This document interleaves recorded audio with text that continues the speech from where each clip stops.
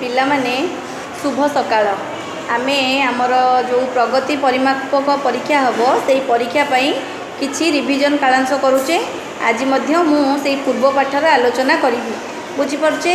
तेणु आमे आज आमर वैदिक गणितर विभाज्यता विषय बुझा जहाँ को आमे कहूचे डिविजिबिलिटी टेस्ट।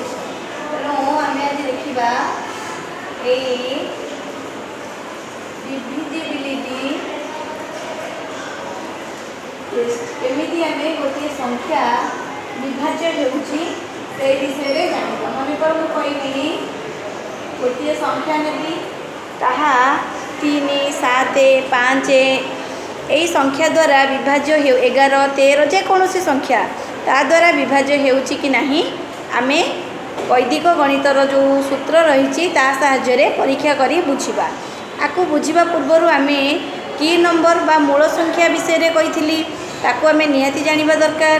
तेणु आमे गोटे संख्यार मूल संख्या बा की नंबर कहले कौन बुझुचे। वैदिक गणितरे जेकोसी मौलिक संख्या द्वारा विभाज्यता परीक्षा करिबा पाई मूल संख्या बा की नंबर साहाय्य निया जाए। यह साधारणतः चरम अंक नथिबा संख्या मानकर निखिलम अंक गुड़ी को नहीं गठित संख्यार परवर्ती संख्या को बुझाई थाए। जो संख्यार चरम अंक न थाए सही संख्या को सर्वनिम्न एक संख्या द्वारा गुणन करा जाए जेपरिकी चरम अंक न हेबो।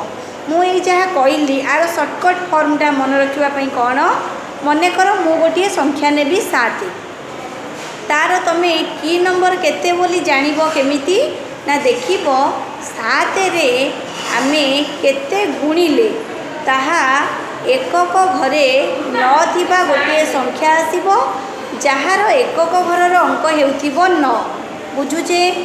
आमे गोटे संख्यार की नंबर बा मूल संख्या निर्णय करिबा पई हेले प्रथमे कौन करिबा ना निया जाइथिबा संख्या रे आमे सर्वनिम्न केते गुणिले देखिबा ताहा जो आमर गुणफल आसीबो तार चरम अंकर एकक घरे नथिबा अंक आसीबो।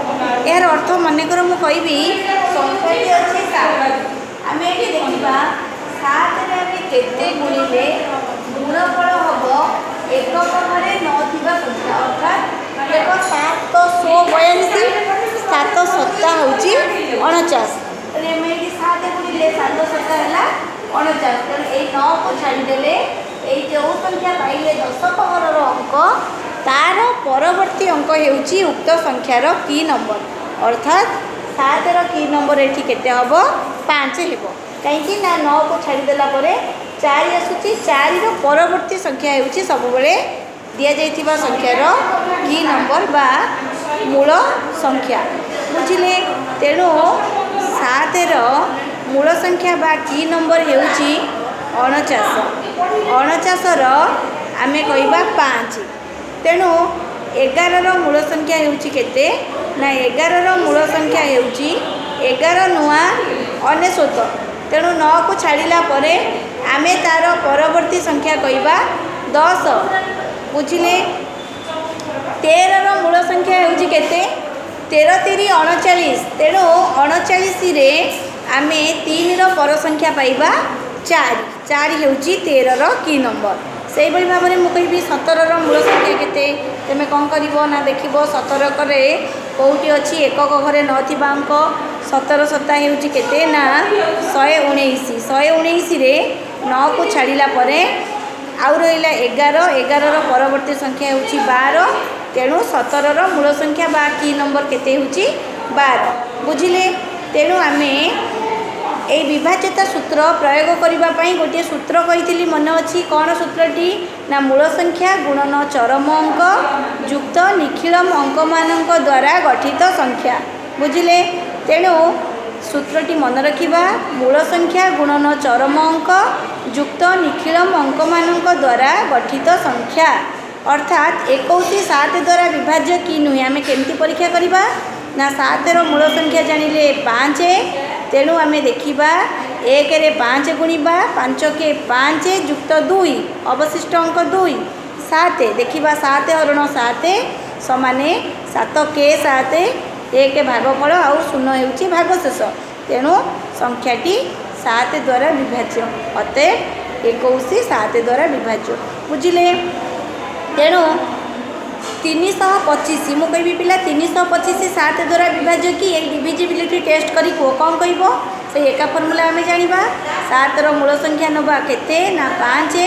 तेणु 5 रे 5 गुणिले 25, 25 रे आमे 32 मिसेइले 57, 57 रे आमे 7 गुणिले 7 7 49, 7 8 56। तेणु आउ भागशेष 1 बळुची, अतएव संख्याटी 7 द्वारा विभाज्य नुहे। बुझुचे? तेणु आमर ये विषय जो HW रही अभ्यास प्रश्न उत्तर प्रश्नमाला 3 वैदिक गणित पृष्ठा 34 आगुरी करिचे, आकु आमे पुनर्बार रिविजन करवा। बुझिपारे? आज कालांशटी को मुझे रखुची।